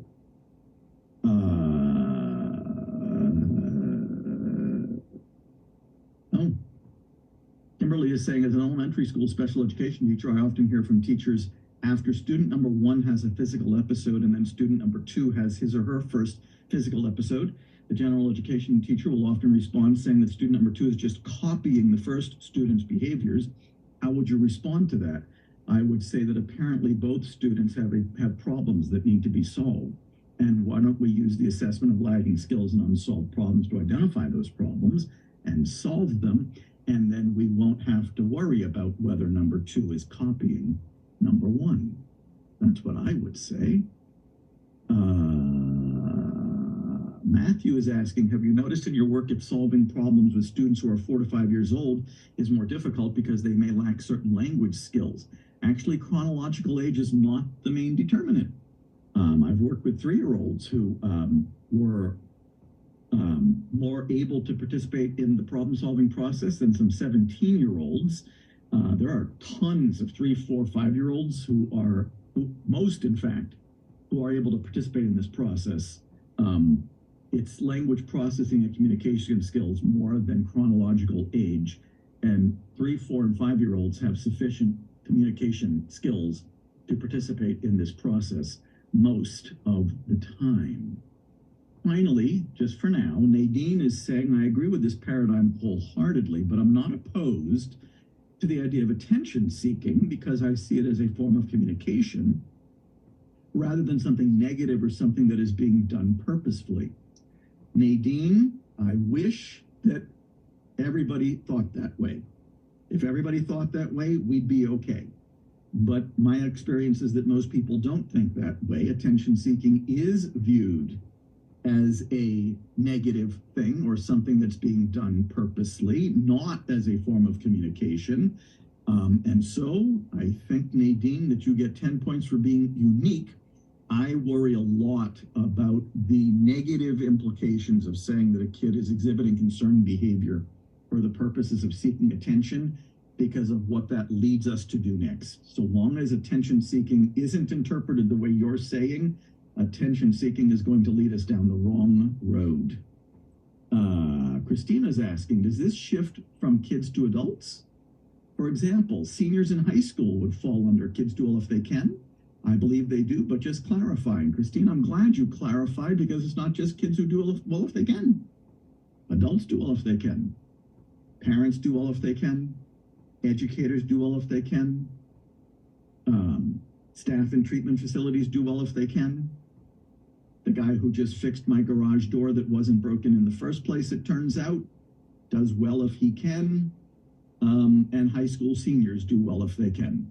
We all do well if they can, and I'm glad you gave me the opportunity to talk about that. I'm going to get to more of these questions later, I promise. I'm going to try to get to all of them, but now we're going to move on. Let me just cement some of the points that I've been making already. Once again, this is not me criticizing what anybody is doing. It is just me making sure people are clear about the differences between the CPS model and other ways of doing things. What are the limitations of behavior modification programs? First, rewards and punishments weren't designed to and don't solve any problems. That's because they are behavior modification strategies, not problem-solving strategies. Not only that, rewards and punishments can be distracting. They often cause us to focus on signals, behaviors, rather than on the problems that are causing those signals.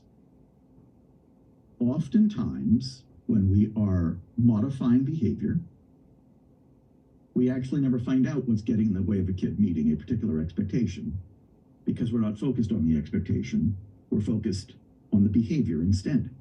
We never know what's really getting in the kid's way. As you all, I'm sure, know, there is significant disproportionality in the ways in which rewards and punishments are administered. We punish, in particular, Black and brown students and those with disabilities greatly out of proportion to their numbers, and that is not okay. And it has given rise to some very important racial equity programs and social justice programs and programs aimed at helping us caregivers get on top of our biases. All good, but let me make the following point.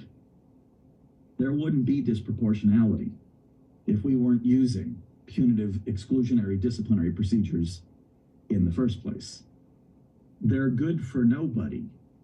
If we weren't using them on anybody, there wouldn't be the disproportional use of them on anybody. If we're going to be disproportional, better to be disproportional in solving problems with kids than in administering detentions, suspensions, expulsions, paddling, restraint, seclusion, and arrests And if you're currently thinking, boy, he's a dreamer, get rid of punitive exclusionary disciplinary practices, he's not dreaming. There are lots of households and lots of schools and lots of treatment facilities that are there already. All right. Let me summarize everything we've been talking about so far in the form of a sample school mission and values statement. This is an actual mission statement that I helped a school in Florida come up with. But a lot of people find this to be useful, and especially for their own schools. You don't have to use the exact words, obviously. Take what you want. But especially, this is helpful because it summarizes everything we've been talking about so far. So here's a potential mission and values statement. We strive to provide whatever it takes to ensure that students are successful academically, socially, and emotionally, and reach their highest potential. Why do I like that first line? Well, I like the highest potential part because it tells you, oh, you still have expectations for kids, and those expectations are high. Great, we want every kid to reach their highest potential, whatever that means for each kid. I like the academic, social, and emotional part because it tells us that academics are not the only thing that goes on in a school, and academics have never been the only thing going on in a school. We have always relied on educators to be among the most important socialization agents in our society. I have many educator colleagues who have said to me, there's some stuff that's come down the path in the last 20 to 30 years that has made it much harder for them to be the socialization agents we have always relied on educators to be. Some of them have said to me, they've taken all the humanity out of the job. My attitude, time to put the humanity back in. And yes, that can be done through social emotional learning programs, which in some school systems, by the way, have become a dirty word. They're not even allowed to say it because there are parents who object to social emotional learning. That got quite politicized and lost sight of the fact that we've always relied on educators for social emotional education. I like the first part of the line the best. We strive to provide whatever it takes. Where did that part of the line come from? COVID. The only in-person speaking engagement I did during COVID was during one of the lulls. I was speaking in New York State, in Albany, if I'm not mistaken, at the New York Association of Special Education Administrators, about 200 people in the room.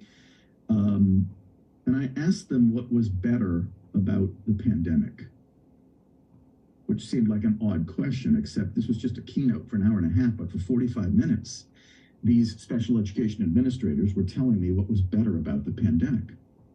And if I had to summarize what they said during those 45 minutes, I can do it in one line.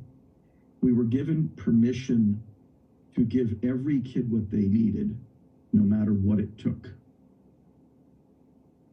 I looked out at them and I said, how come it's that not that way all the time? And then I asked, are you worried that that will subside once the pandemic subsides? And they were. And they were right. Our school is student-centered, safe, and nurturing. And we employ strategies that are non-punitive, non-exclusionary, and relationship and skill enhancing. All good. We meet students where they're at. I think that's the key job description of every school. We meet students where they're at. Value individual differences and strive to collaboratively solve the problems that are interfering with their success. Boy, does that three lines. What I often do with schools that I or my colleagues at Lives in Balance are working with is we help schools come up with a mission and values statement. We sit with them for an hour to an hour and a half, ask them all of the important things they feel they should be in the lives of their students, and then we try to pack it into 2 or 3 sentences. So as you just saw, it can be done. But also recognize this is not just a mission and values statement. This is a job description. We need a job description. This is what our school is about, and this is our expectation about how everybody in the building will conduct themselves without an expectation. People are winging it. Without an expectation, people are doing their own thing. And without expectations, we can't go to people and say, I've noticed you're having difficulty meeting this particular expectation. Let's talk about that. Okay, let's keep going. Here's those skills again. I told you that they were going to come up on a later slide, and here they are. I'm actually not putting them up there now to remind you of what they are, although that's fine. I'm putting them up there to remind you that these are the skills that help us respond to problems and frustrations adaptively. And now a more nuanced point. Yes, there's a lot of research, a meta-analysis of the social emotional learning research came out in 2023, telling us that social emotional learning has some positive impact on both educators and kids. Here's the more nuanced point that I want to make. I'm less convinced that these particular skills, flexibility, adaptability, frustration tolerance, problem solving, emotion regulation, are going to be well taught through direct instruction. In fact, I'm convinced that these skills, not the universe of skills that are taught through social emotional learning, but these skills actually don't get well taught through a formal direct learning model. I think some skills, and there's lots of skills that can be taught through direct instruction, so don't get me wrong here. When it comes to these skills, I think these skills require more of a process. So if you're thinking now, oh, well then, if these skills can't be taught through direct, there's an interesting mentality out there that if a kid is lacking a skill, then it can always be taught through direct instruction. Not true.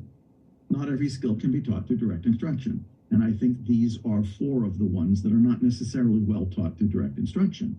And as I'm about to say, that often causes some people to throw up their hands and say, well, then we can't teach them. Oh, you can teach them through a process called collaborative and proactive solutions, solving problems collaboratively and proactively with kids, enhances the very skills they are lacking, not through direct instruction, but through the process of solving problems collaboratively and proactively. When we cover that process this afternoon, and you learn, if you don't know this already, that there are 3 steps involved in that process, I want you thinking about which skills would be enhanced in each of these 3 steps. And I'll be more explicit about what those skills are probably tomorrow. But that leads to a very important point. The targets of intervention in the CPS model are actually the unsolved problems, not the lagging skills. I'm not saying don't do social emotional learning. I'm not saying there aren't a lot of skills that can be taught through direct instruction. There are.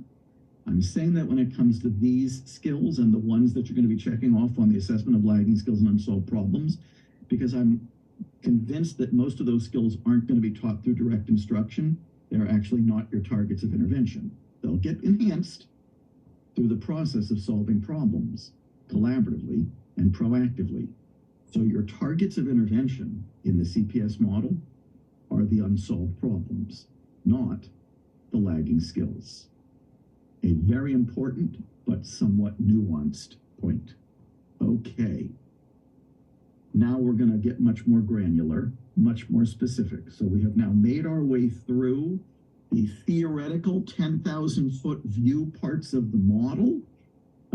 Let's start getting much more specific. Starting with, what are the 2 most important roles that caregivers play in the lives of kids who are struggling? I just want to look at the questions just in case I'm dying to answer any of them now.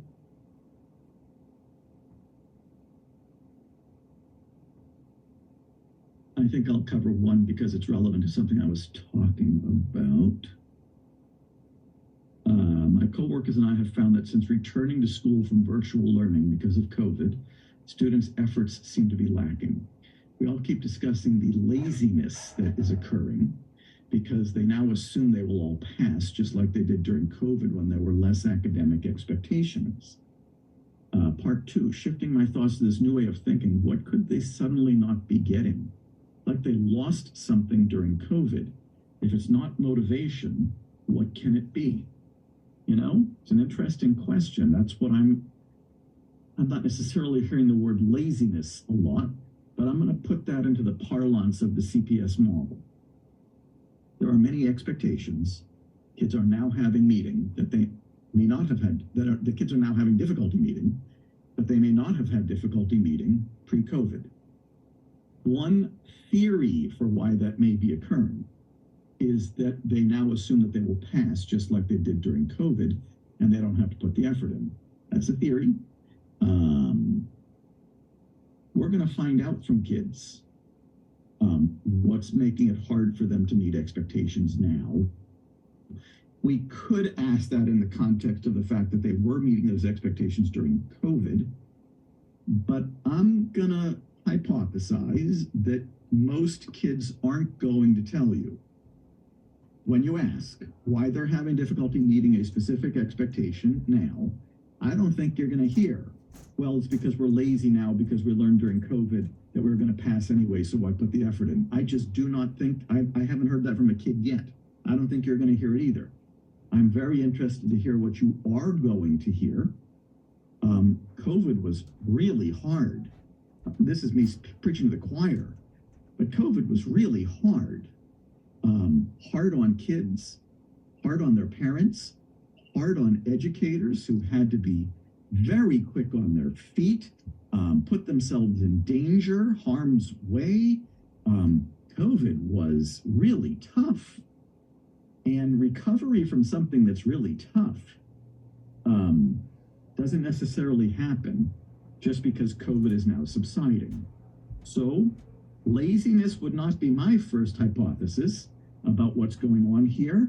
And I'm going to bet the house that that's not what you're going to hear from the kids either. But the key here is that COVID was hard. And we need to ask kids what's making it hard for them to meet expectations now. Rebecca is asking, is there any research to show that those skills can't be addressed through direct instruction? The bigger question to me is there any compelling research telling me that those skills can be taught through direct instruction? Here's what Nadine is telling us. I've heard from kids that they didn't learn during COVID, and now they don't have the skills they're expected to use every day, both academically and socially, emotionally. That is a horse of a different color when it comes to laziness. All right, let's keep going. What are the two most important roles you are playing in the life of a kid who is struggling? Whether they are communicating that they're struggling through behavior that is lucky or unlucky, they're still struggling. Role number one, figure out what that kid's lagging skills and unsolved problems are. That's role number one, and you're about to learn how. Why are we doing that? Because that's what's going to make intervention proactive rather than reactive. That's what's going to help us get out in front of it. Once again, why are we identifying lagging skills? Because that's going to help us adults view kids through much more compassionate, much more accurate, much more productive lenses. Once again, why are we identifying unsolved problems? Because that's what's going to help us focus on the problems that are causing concerning behaviors rather than the behaviors that are being caused by those unsolved problems. Why are we solving problems collaboratively and proactively? Because that's what's going to promote a problem-solving partnership. In this model, you and the kid are teammates, partners, not enemies, not adversaries. Because that's what's going to help engage kids in solving the problems that are affecting their lives. I'm always asking the question, why would you want to leave the kid out of the loop on that? Solving problems collaboratively and proactively is going to help us and the kid together come up with solutions that are a whole lot more effective and a whole lot more durable, because you're not flying solo. And as you just heard, Solving problems collaboratively and proactively, that's not just going to solve the problem, which is a big deal all by itself. Not just going to improve the kid's behavior, big deal all by itself. Not just going to improve relationships, not just going to improve communication, big deals all by themselves. But when you're solving problems collaboratively and proactively, you are simultaneously enhancing the very skills the kid is lacking. I promise we'll talk much more about that as we go along here. All right. Finally, we have arrived at the assessment of lagging skills and unsolved problems, 2020 version, or what I suppose we could call the ALSUP 2020. What I'm going to do here is tell you about it, and then I'm going to teach you how to use it, and then we should have time for me to show you a video of it being used. That's my goal for the next, and then we may actually have time to practice. This is your longest segment of the day. It's an hour and 45 minutes. I definitely want to show you some video to break things up, but first I got to teach you how to use this thing. Let me tell you about it first. What you're seeing at the top section there, as promised, is 18 lagging skills. And as I always say, that's not an exhaustive list of lagging skills. It's a representative list of lagging skills. If I had tried to be exhaustive about all the skills the research tells us kids with concerning behaviors could be lacking, the ALSUP would be 4 or 5 pages long. But you don't need 4 or 5 pages of lagging skills to get the right lenses on. 18 will do the trick. Remember, lagging skills, the lagging skills we talk about in this model are for lenses, lagging skills, not lagging motivation. In other words, lagging skills explain why the kid is responding so poorly to problems and frustrations.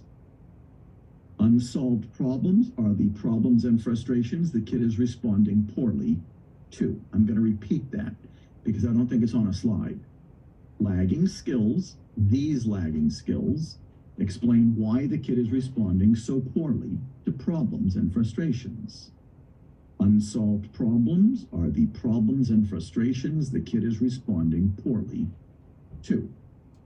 Top section, 18 lagging skills, primarily aimed at helping caregivers get the right lenses on. Boy, have I heard from a lot of people how just viewing their kid through the prism of lagging skills completely changed their mentality toward their kid. Once again, not attention-seeking, manipulative, coercive, unmotivated, limit testing, lagging skills.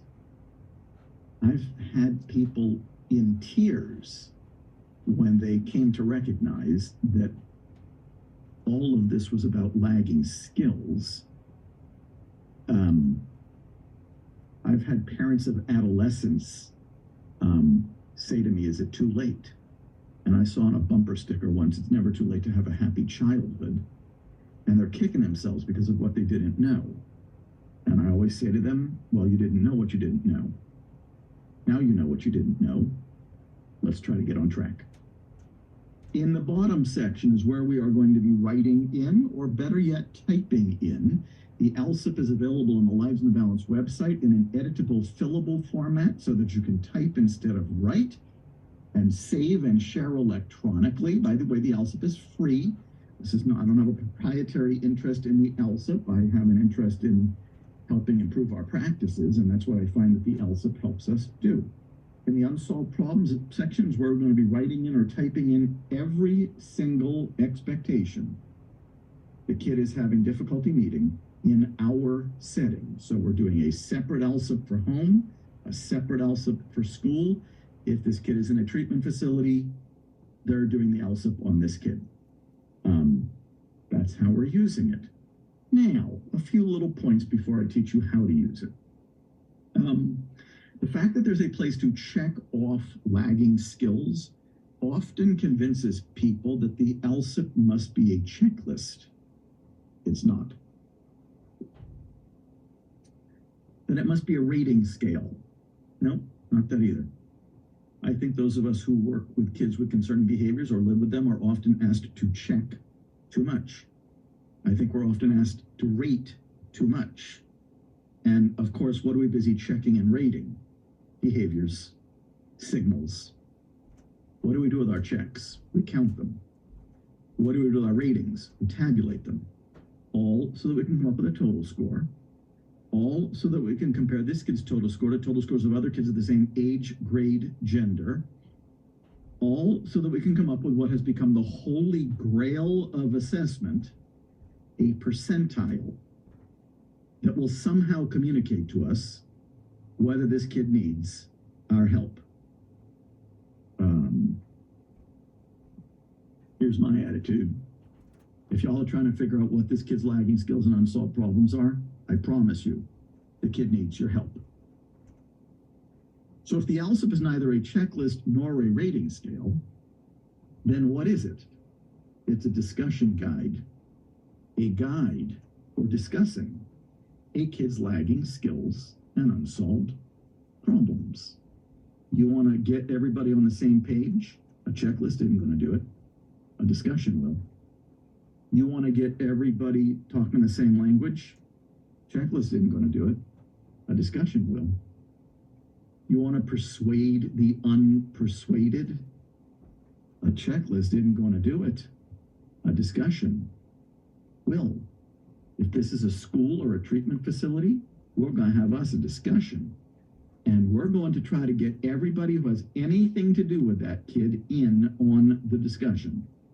If this is in an outpatient setting with parents or in a home with parents, this is a discussion between the different caregivers who hang out with this kid at any point during the day.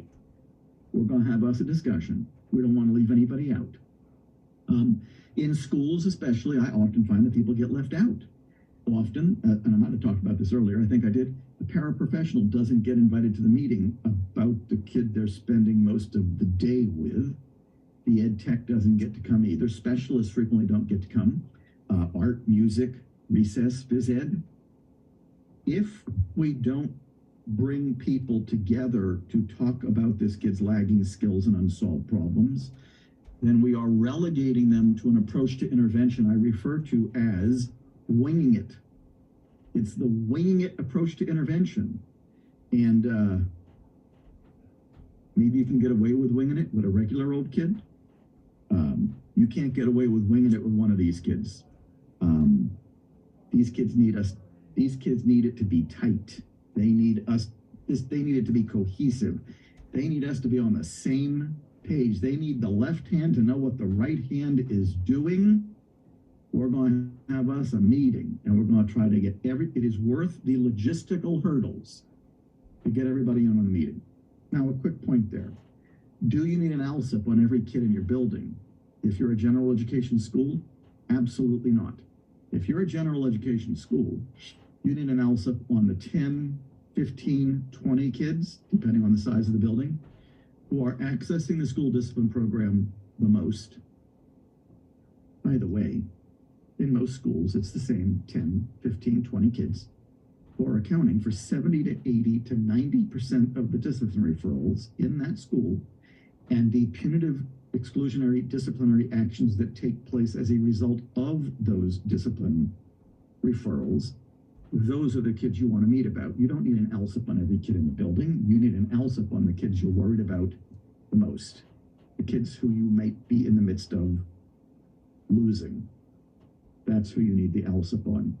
In a treatment facility, you probably need an ALSUP on every kid. And if you're a clinician, I do an ALSUP on every kid I work with. And if you're a parent or a grandparent and you're not working with a clinician, you need the ALSUP on the kid who you're thinking of that you want to help. All right. One more point about the ALSUP. The ALSUP helps us focus on the things we can actually do something about. That's what we want to talk about in our meetings. Because if we spend most of our meeting time talking about things about which we can do nothing, we will end up leaving the meeting feeling like we can do absolutely nothing to help the kid.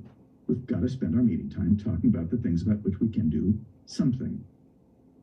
Lagging skills unsolved problems. Once again, I appreciate the compassion that we are showing kids by recognizing the difficult circumstances they might be going home to, by recognizing the impact of poverty.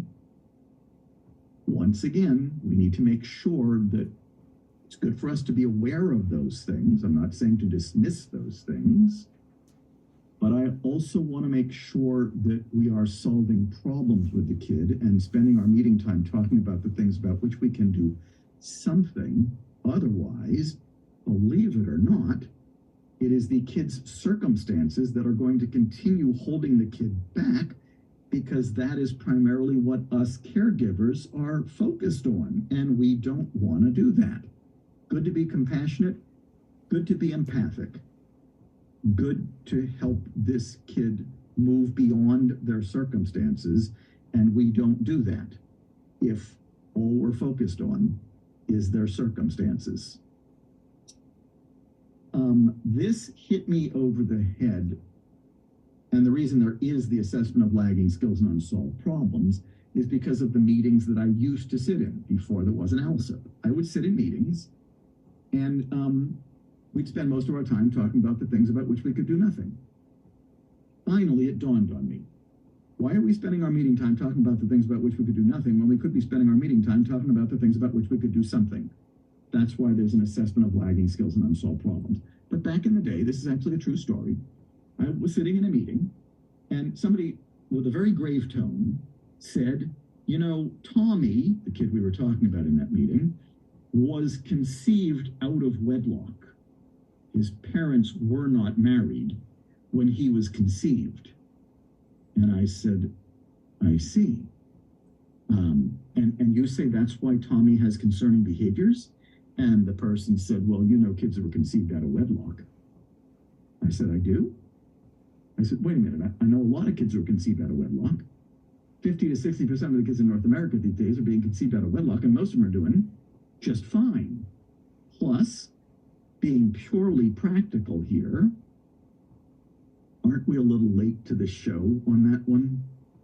I mean, can we do anything about it? And if we can't do anything about it, why are we sitting here talking about it right now? I wouldn't be sitting here talking about it right now. There's more. Other meetings I've sat in sounded like this. You know, the kid lives in that neighborhood. And when I heard that back in the day, I would say, oh, I don't hear it anymore because now we're using the ALSIP in all of the meetings that I'm sitting in. But back in the day, I would say, and you say that's why the kid has concerning behaviors. And with a very grave tone, they often would say, well, you know, kids who come from that neighborhood. And in one meeting, I said, well, I know a lot of kids who come. Isn't this school in this neighborhood? I know a lot of kids who come from that neighborhood, and most of them are doing just fine. Plus, being purely practical here, what can we do about the fact that the kid comes from that neighborhood? And if we can't do anything about the fact that the kid comes from that neighborhood, why are we sitting here talking about it right now? I don't think I would be sitting here talking about it right now. One more. As you can tell, I could spend the rest of the day on this. We could go straight through till 4:30 Eastern time and still not cover all of the things we say in our meetings about which we can do nothing. But here's one more. You know, the kid was exposed to substances in utero. That's not good. I mean, I'd be the first to agree. It is not good for a fetus to be exposed to substances in utero. But here's what I've seen happen all too often. For the next 8 to 10 years, pretty much all people say about the kid is that the kid was exposed to substances in utero. Something about which we can now do? Nothing. We have got to move on to the lagging skills and unsolved problems that may, but also may not, we'll never know for sure, be attributable to the fact that this kid was exposed to substances in utero. We are not spending our meeting time trying to explain how this kid got to be this way. We can't. You cannot explain how this kid got to be this way with any level of precision. So I would not spend any time trying. There's a mom who I used to work with. Her son is now 15. I think I was working with him when he was 10, but about 2 years ago, she called me in a panic. And she asked me the question, that I sometimes get asked. Many of you get asked this question too. How did this kid get to be this way? I should give you my pat response to the question, how did this kid get to be this way? I have no idea. That's because I have no idea. She called me and she was in a panic and she said, I just remembered. I dropped him on his head when he was an infant. She said, do you think that's why he has concerning behaviors? She got my pat response. I have no idea. And there's nothing we can do about that now, except identify lagging skills and unsolved problems. One more true story. Way long time ago, I was on my psychology internship. This would have been 1989, over 30 years ago. Children's Hospital, Washington, D.C. One of my rotations was on a unit that worked with kids who had suffered brain injuries. And I was assigned to this one kid, 10 or 11 years old at the time, I think, and was working with him and his parents. I just began working with them, and my supervisor on that unit, when I was meeting with her after I met with the parents the first time, said to me, okay, how are you conceptualizing this case? And I said, well, the kid had a brain injury. She said, yes, but every kid that we work with in this unit has had a brain injury. I said, yeah, well, that's why the kid has concerning behaviors, because the kid had a brain injury. He was very well behaved before the brain injury. Now he's very ill behaved. Clearly, it was the brain injury. I said, Ross, didn't you just finish telling me that the parents' expectations for their son haven't changed one little bit from pre-brain injury to post-brain injury? She said, so now which is it? I had forgotten what I learned in graduate school, that everything's 100% nature and 100% nurture. I don't try to answer nature versus nurture questions anymore. Then my supervisor said to me, this was the person who sort of got me moving in a different direction. Her name is Dr. Marianne McCabe. I think she still practices in the Washington, D.C. area.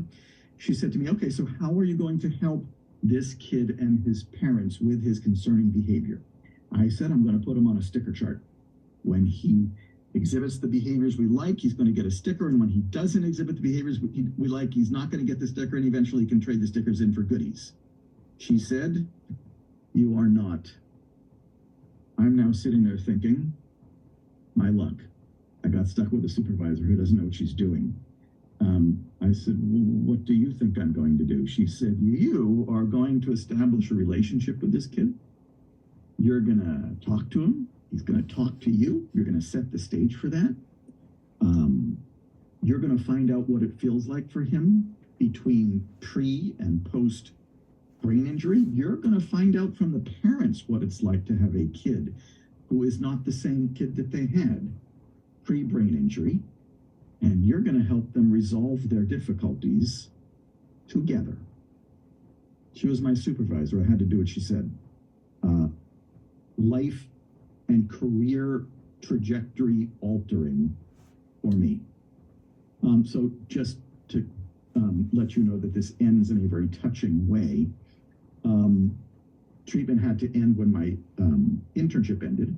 And in my last session with this kid, things went pretty well based on what my supervisor was telling me to do. He brought me a present. It still sits on my desk. It's this little pewter wizard that I guess they sell at Disney World. But it's a little pewter wizard. And I said to him, why are you getting, tell me about the meaning of the wizard.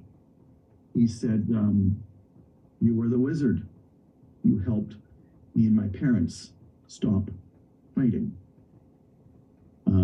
And the reason that wizard has been sitting on my desk ever since is because it reminds me whenever I'm tempted to do something that is out of line with actually being helpful, I look at the wizard and remind myself of what my role is in the life of these kids and their caregivers.